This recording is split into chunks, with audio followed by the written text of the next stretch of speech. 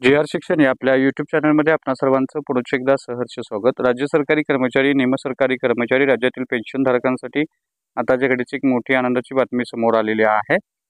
April महिन्याचं वेतन, त्याचबरोबर वेतन थकबाकी, सहाय्यक वेतन अनुदाने या संदर्भातील संपूर्ण निधी वितरण करण्यासंदर्भातला पगारासंदर्भातला अतिशय महत्त्वपूर्ण शासन निर्णय निर्गमित झालेला आहे। काय आहे हा शासन निर्णय आणि याचा फायदा राज्यातील कोणत्या विभागातील कर्मचारी पेन्शनधारकांना याचा फायदा होऊन त्यांना त्याचा लाभ मिळणार आहे, या संदर्भातील सविस्तर माहिती देणारा हा व्हिडिओ पाहण्यापूर्वी नेहमीप्रमाणे आपण सर्वांना एकच विनंती, व्हिडिओ शेवटपर्यंत पाहावा आणि आपण जर आमच्या चॅनलवर नवीन असाल तर चॅनलला जरूर सबस्क्राइब करा, समोरील बेल आयकॉनला सुद्धा क्लिक करा, जेणेकरून महत्त्वपूर्ण शासन निर्णय, कर्मचारी पेन्शनधारकांच्या हिताच्या महत्त्वपूर्ण अपडेट्स आपल्याला आपल्या यूट्यूब चॅनलवरती सर्वात अगोदर पाहावयास मिळेल।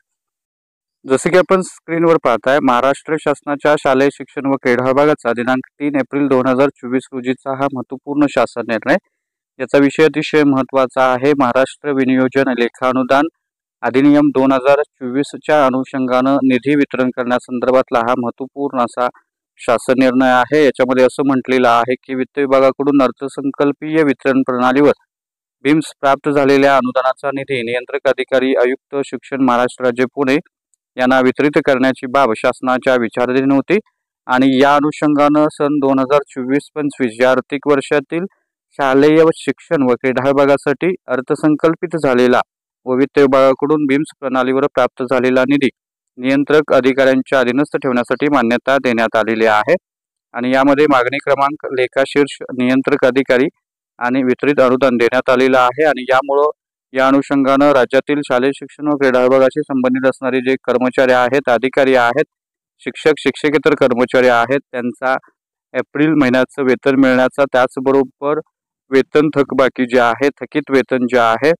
सहाय्यक अनुदान जे आहेत तो मिळण्याचा मार्ग रिकामा झालेला आहे असं आपल्याला म्हणता येईल। यामध्ये जवळजवळ 17 पेजेसचा हा संपूर्ण शासन निर्णय आहे। यामध्ये संपूर्ण लेखाशीर्ष देण्यात आलेला आहे, स्क्रोल करून आपण वाचू शकता। याच्यामध्ये काही अटी शर्ती सुद्धा देण्यात आलेल्या आहेत। शासकीय कर्मचाऱ्यांसाठी लागणारी कर्ज, घर बांधणे अग्रिम, कर्ज आगाऊ रक्कम यासाठी सुद्धा निधी जो आहे तो निधी मंजूर केलेला आहे आणि अटी शर्ती सुद्धा देण्यात आलेल्या आहेत। याच्यामध्ये शासकीय कर्मचाऱ्यांना अग्रिम मंजूर करण्यासह वेळोवेळी निर्गमित केलेले शासन निर्णय 1959 मधील तरतुदी विचारात घेऊन संबंधितांना अनुज्ञेय असणाऱ्या किमान रकमेच्या मर्यादेतच घर बांधणे अग्रिम वितरित करण्यात यावं। 1/5/2001 रोजी किंवा त्यानंतर 2 पेक्षा अधिक अपत्य असणाऱ्या अर्जदाराला अग्रिमाचा लाभ घेता येणार नाही आणि ज्या उद्देशासाठी निधी अनुदान मंजूर आहे त्या व्यतिरिक्त इतर उद्देशासाठी खर्च करता येणार नाही।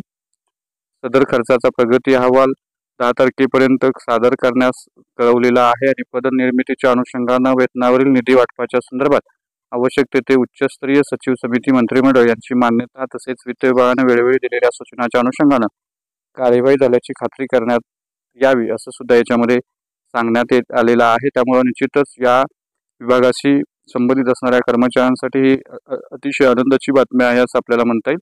तर हा होता अतिशय महत्त्वपूर्ण शासन निर्णय, महत्त्वपूर्ण बातमी। अशाच महत्त्वपूर्ण शासन निर्णयासाठी, महत्त्वपूर्ण अपडेटसाठी चॅनलला जरूर सबस्क्राइब करा, व्हिडिओ आवडल्यास लाईक करा, शेअर करा। धन्यवाद।